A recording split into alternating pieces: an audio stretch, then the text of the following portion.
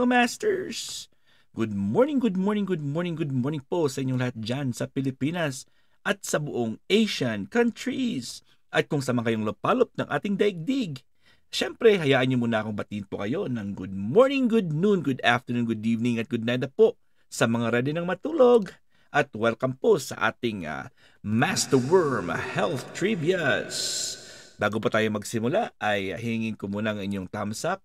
Please don't forget to like, share, comment, and subscribe dito po sa ating channel Master Worm for more updated contents. At sana po ay naka-full bell notification po kayo para always kayong updated sa aking channel. So continuation po ito ng ating previous topic kahapon, which is natural remedies to get rid of sinus infection. Yesterday we discussed about nasal irrigation. Alright mga masters, please sit back and relax at continue po natin yung ating discussion. At I hope na madadagdagan naman po ang inyong mga kaalaman. So topic po natin ngayon is raw organic honey. Ayun po. Sino sa inyo dito yung familiar sa raw organic honey? So just to make it sure, yung raw and organic are separate meanings po yan. So ang raw organic honey has two different meanings po yan. Hindi po sila pareho. Magkaiba po yun sila. So, ibig sabihin, kailangan po nating i-define, i-separate natin kung ano yung raw at ang organic. So, raw honey means the honey is left in its natural state.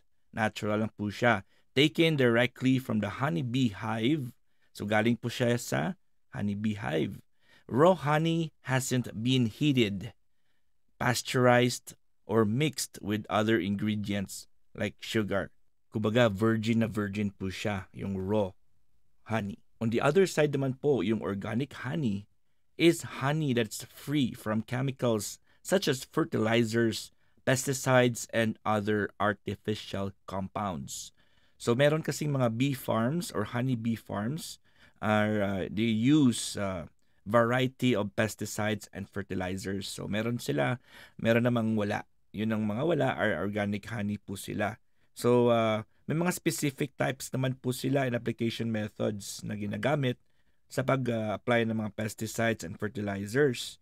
Okay, so some pesticides, like those containing neonicotinoids, have been linked to bee declines. So, ang population po ng mga bees na nagpo-produce po or responsible for the production po of honey ay medyo bumababa dahil po sa ginagamit po nilang pesticide which is called neonicotinoids.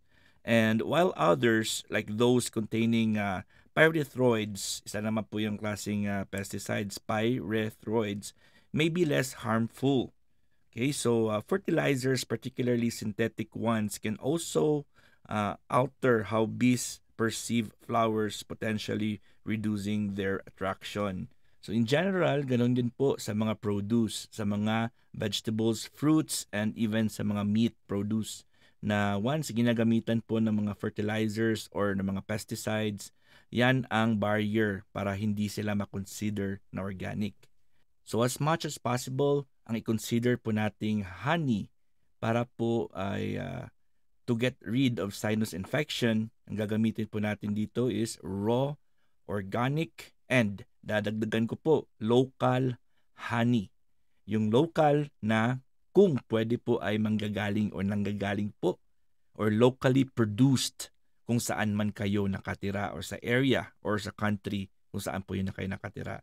It's because the bees that carry the pollens or the bees that are involved in producing the honey, they should be carrying around the pollens that is surrounding or present around your area, because that pollen has something to do with increasing your immune system. Because once you are, the air we breathe contains those pollens, and once you are consuming the local honey, you are also developing resistance to these allergens around us from the air that we breathe. So raw organic honey are naturally antiseptic, antibacterial, and antiviral, making it one of the best solutions for getting rid of sinus infection. So very, very, very great in combating o pag-combat ng infection bacterial infection man yan or viral infection man yan, magaling po ang raw organic honey para ipabuild ang ating immune system. Raw and organic honey is also one of the top secrets of famous singers and celebrities because it helps in reducing inflammation and soothes the throat. So nakakatulong po ito para po mapaganda din po ang ating mga boses. For those who are aspiring or those who are who wants to sing and who wants to maintain their good voices, kung minsan pagtapos or pagod na kayo, pagod yung mga lalamunan yung mga voice box nyo, most of them, they consume honey to relax and to help reduce inflammation sa kanilang mga lalamunan or sa kanilang mga throats. So like I said earlier, that raw organic honey helps strengthen the immune system. Magaling po talaga ito sa ating immune system and essential in fighting bacteria and viruses that cause infection. So ang tanong, paano po natin i-take yung raw organic honey? So there are many ways to use honey for treating sinusitis. So, ang pinakauna po dyan, first na kanilang dito sa ating article is you mix 1 tablespoon of honey, of this raw organic local honey, isang kutsara, with 2 teaspoons, 2 kutsarita of lemon juice. So you have an option. If you have fresh lemon juice, o dito naman sa amin kasi sa US, pag walang lemon na fresh, pwede ka rin makabili ng lemon juice na po na nasa bottle na. Pero mas maganda talaga yung fresh na prutas na lemon juice. Okay, so isang kutsara ng honey, raw organic local honey, plus 2 kutsarita or 2 teaspoons of lemon juice. Consume this mixture to expel mucus and treat sinusitis. So wala na pong tubig-tubig diretso na po yung 2 ingredient lang na yan. Wala kayong idadagdag na tubig dyan. Just to make sure, para po concentrated po siya. Another method naman po is, or another option is to mix 1 tablespoon of raw organic local honey with 1/4 teaspoon. 1/4 lang po ng kutsarita ng cinnamon. Alright, so sa mga hindi pa familiar sa cinnamon po, ayun, mag-research kayo or maghanap po kayo ng powdered cinnamon. Or pwede na rin po kayong magpa-boil po kayo ng cinnamon na stick. Pero mas maganda po yung yung cinnamon na talaga na powder para 1/4 teaspoon lang po yung gagamitin nyo dyan. Okay, so again, isang kutsara ng raw organic local honey plus 1/4 teaspoon of cinnamon. Consume this paste. Maging paste po siya kasi syempre may powder tsaka yung liquid tsaka yung honey is medyo malagkit po yan. Once a day to help your body clear mucus. Maganda talaga ito para sa mga mucus. So third option po natin is, ito po very common at familiar, naturo ko na po ito noon. Pero in another method naman po siya. So ito po is add 2 tablespoons, 2 kutsara na po nito ng apple cider vinegar. Kung pwede po yung kunin nyo is with the mother na rin yung apple cider vinegar with the mother to 1 cup of water. So yan po yung ating tinuturo din po natin yan, di ba? Sa every morning routine natin. Okay? So bring this to a boil and remove it from the heat.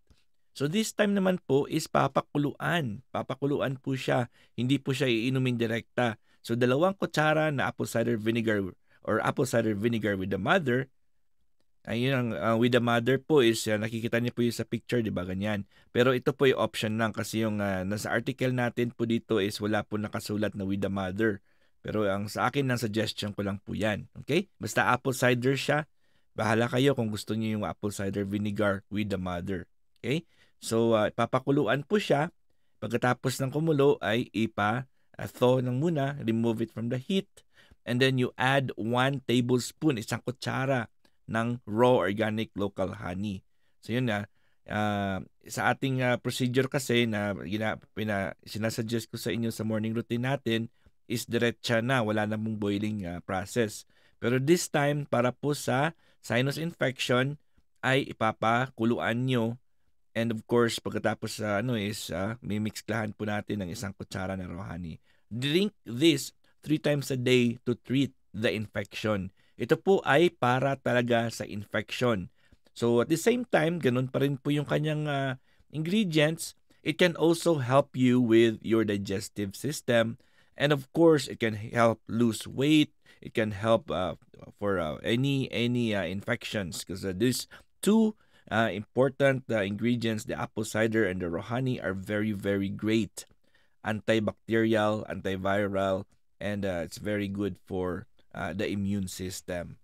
So in general po mga masters, ang ating raw, organic, local honey can alleviate headaches, swelling, nasal congestion, pressure, and difficulty breathing. Yan, marami po ang pwedeng makuha na benefits po dito sa ating raw organic honey. So I hope today's topic has enlightened and has helped you understand kung gaano po ka-importante, paano po yung benefits na makukuha po natin dito sa raw organic local honey. So anyways, thank you so much, and hoping na you will still continue supporting my channel. Please don't forget na makipag-dikitan po dyan sa mga kasamahan natin sa baba. And also, kung maaari po ay naka-full bell notification po kayong lahat. Maraming salamat po mga masters. Thank you so much again. And this is your one and only Master Worm. And God is great. Yahoo!